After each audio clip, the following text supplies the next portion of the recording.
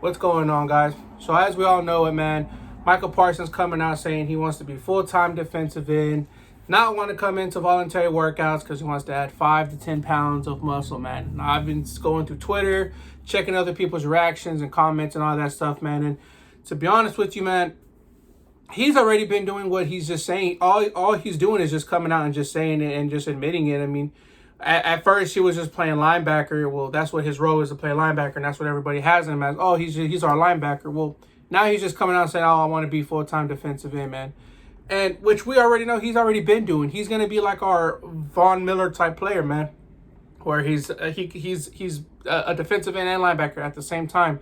He's that athletic. He has the speed. He has the power to literally be both. And I don't see what the problem is, bro. Why not? If you can have two DeMarcus Lawrences or two Von Millers on the other side doing the same thing, I don't see how that's bad, man. And then as far as him adding weight, man, I think people are misunderstanding him. They're just all automatically assuming, well, he's gonna add weight. He must be going from 250 to 275, bro. He's not. He's not doing that, bro. Why would he do that? You think about it. Why would he add all that weight for, bro? It's healthy weight. It's muscle. It's to be able to take on the bigger backs or take on the outside tackles, or if he has to shoot inside and stuff like that, bro. He's just making himself more stout, more stronger, and to be able to handle the load, to be hit by a bigger running back time and time again, like Derrick Henry and all that, man. You know what I'm saying? Like he's just preparing. He's trying to be the best he could be, size-wise, athleticism-wise, strength-wise, everything. He wants to be the number one linebacker, which I already think he is. Well, I'm pretty sure everybody thinks he's already the number one linebacker. He's just trying to solidify that, bro. I mean, and that's all it is, bro. People always try to blow everything up out of proportion.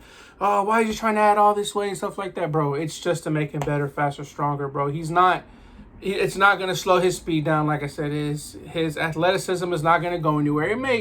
It may slow down in the slightest, bro, but not enough for you to notice it on TV, or you know what I mean. It's not going to slow him down like that at all, bro. And it comes back to my next topic, man. And I think the reason why for all this is being said, man, and I think it's because Mozzie and Fayoko, man.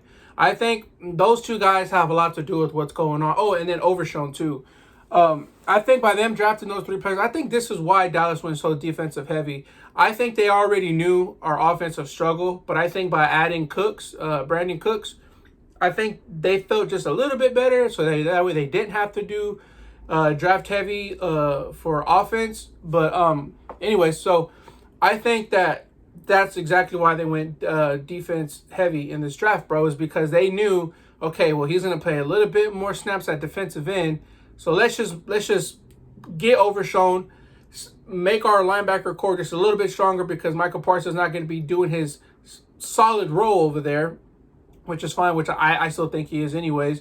But I think they're trying to find out who's going to be their next Leighton Vander Esch replacement, man. I think that Overshown is not Michael Parsons, because no one's going to be probably like a Michael Parsons. But I think Overshown has that ability to be a captain. He has athleticism. He has the speed. He can dissect plays. He can read plays. He can put guys in the primal position to be able to make the plays, man. And I think a lot of that reason is why Dallas and all them agreed. I think Parsons got with Mike McCarthy, Jerry, and all them, and said, hey guys, we need to draft another linebacker, a defensive tackle, and another defensive end, because this is what I planned to do. I think they got a game plan together, and I think they agreed, and that's why they drafted the way they drafted this year, man. Mozzie Smith is already going to free up a lot of the linebackers, man, including Michael Parsons, including DeMarcus Lawrence, including Sam Williams and Dorrance Armstrong. Just his presence alone, bro. And then Fayoko, man, I think we have something special in him, man. I think he could be a hybrid defensive end /3 technique. You know what I'm saying? I think they can work him both out, bro. If you could have Mozzie holding the fort down in the middle so nobody comes up the middle, you have D-Law and Parsons on one side, and then you have Fayoko /Sam Williams on another side, and then let's just say you have Overshown on that side, or even have Overshown in the middle, and have Leighton Vander Esch /Damone Clark on the other on the opposite side. And if it's all out blitz, bro, I'll name an offense that can stop that, bro. I don't see a line that could stop every single one of those rushers, bro. Because the moment you worry about one person, the other guy's going the other way. You get what I'm saying? Like, I think for once our defensive line is going to be our solid. Like it's going to be the number one reason why our defense is so good. I think, of course, our secondary is going to be on and popping too. Don't get me wrong. But I think that for the first time in some years that I can remember, our defensive line is going to be the reason why our defense can be the number one defense in this league, man. And I'm calling it, man. For that reason, man, I think for once our defensive line is going to be number one, bro. And I think the only teams that could rival that is maybe Philly and San Francisco, the 49ers, as much as I hate to say it, man. But, I mean, hey, I just tell it like it is, bro. I'm not delusional. I see what's going on. I see how they drafted. I see what they did in free agency, man.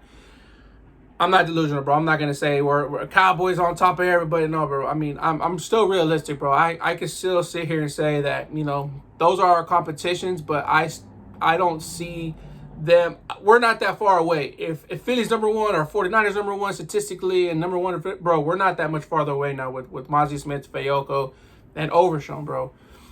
And so that kind of is the reason why I think that Micah Parsons is doing this, bro. Is to help get all of our players involved and all that stuff, bro. And that goes into my next topic, man, is, I've sometimes Cowboys draft players in the draft, not naming Jalen Tolbert like we all know, but they draft players and we just never ever see them on the field, bro. And I get it. Before you say, well, it's because they suck or, well, because they're not good, bro. I get all that, bro. But let them play. Let us see it. Let them develop, bro. Like, you never know what you got if they don't ever play.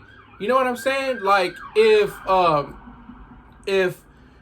Deron Bland never got that shot and played, how would we ever know what we had?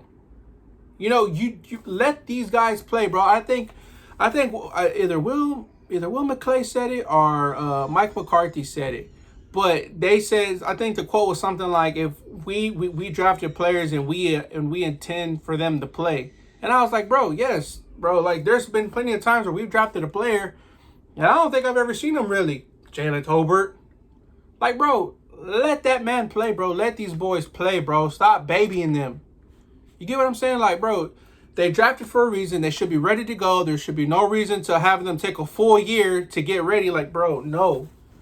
Let them play, bro. They can run routes all day and they can practice all day, bro, but it's not going to compare to when you're in the actual game. They're going against a top corner and not some practice squad player. They're not going to know until they get out there, bro, and play. Y'all guys feel me on that, bro? Let me know in the comment section if y'all feel me on that, bro.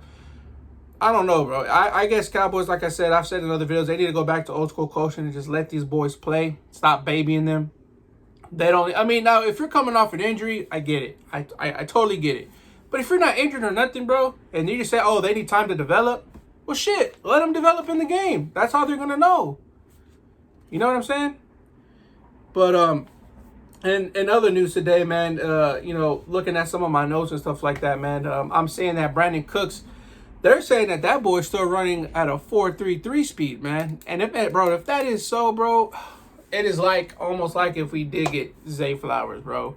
It's going to be like if we did get that speedy receiver in the draft. You know what I'm saying? It's going to be like if we got Zay Flowers mixed with JSN, bro. He has the speed. He's shifty. He has the separation like JSN does. Speed like Zay Flowers. Bro, if you go back to the 49er game and you see what we were missing, we were literally missing a receiver like that. Somebody that can get open, that's fast, that can get out in and out real quick. All we had was CeeDee Lamb. Cook is not a fast, shifty guy. Cook is one of those, to me, Gallup. Gallup is not a guy like that. He's not a shifty, speedy guy. He's one of those situational plays where it's 3rd and 8 and you need a first down and we need to keep the chains moving and stuff like that. So you lob it up and he grabs it and tiptoes and stuff like that. You know what I'm saying? He's more of a body possessive, situational. I call them situational players, bro, where it's like if we're in the 10-yard line and it's 3rd or 2nd and goal, 3rd and goal, you lob it up to him. Yeah, Gallup is that guy. He can be that guy all day. But Gallup is one of those that he's like a rotation. He'll come in, make a couple of plays, and then you take him back out and you let CeeDee Lamb and Cooks do their thing. You know what I'm saying? That's how I think the Cowboys are going to go about it with their offense, man. And I think Deuce Vaughn is going to be a heavy contributor into this offense, man. I think that it's going to be him and Pollard, bro. And I think that if somebody gets hurt, God forbid, or if, you know, if someone's tired or whatever, then I think Ronald Jones comes in and kind of helps rotate that a little bit. Maybe help Deuce Vaughn get into the flow and rhythm of stuff, or maybe it's a blocking play where Deuce Vaughn got to sit in the back and kind of just block for Dak and stuff like that. And maybe I think Ronald Jones comes in for Deuce until Deuce can probably get the, you know, or however, man. But I think Deuce Vaughn is going to be a big time contributor to this offense, man. I think that the guard or the tackle they got from Oregon, I think he's going to be a big time contributor. I think Richards from North Carolina, the one we drafted in the 4th or 5th round, I can't remember. I think it's going to be a good fight for offensive line, man. I wouldn't be set in stone on Tyrone and Tyler, or Tyrone at left tackle, Tyler at left guard. I think that they can battle it out. I think that those two guys are going to push to make a start, man. And I think this offseason is going to go on well, guys. So to wrap up my final thoughts, man, don't trip on Micah Parsons. Adding on those weights, bro, it's for the better. And don't trip on him wanting to go full-time defensive end, because for one, he was already doing that. Two, like I said, I think that the reason why they drafted defense heavy is for this reason. I think he knew he was going to be more out of the linebacker row. Throw Overshown in there. That boy's a beast. He's a missile. He's athletic. I think Parsons is going to coach him up. Leighton Vander Esch is going to kind of give him on how the game plan on how everything goes. And I think Overshown is going to be a badass linebacker for us, bro. I think Damone Clark is going to step it up too. And I think Fayoko is going to be that hybrid next to Mozzie Smith. Can you imagine Mozzie Smith, and then you have Fayoko, and then you have Armstrong/Sam Williams, and then DeMarcus Lawrence, bro. Parsons, Overshown in the back. Oh, bro, I cannot fucking wait, bro. Anyways, guys, that has been my time, guys. I appreciate it, guys. I'm already almost, I think I'm 39 subscribers, bro. If y'all come across this video and y'all happen to see it, bro, if y'all could please like, subscribe to my channel. Y'all can follow me on Twitter, Facebook, and Instagram, man. Y'all can look me up. And all that stuff. I think my Twitter is the same name as my YouTube name, man. Cowboy Rick Talk Show, bro. Follow me, man. I post all the time, guys. Appreciate it, man. I love y'all guys. And like I said, man, let's get to it, man. Dallas Cowboys for life, my boy.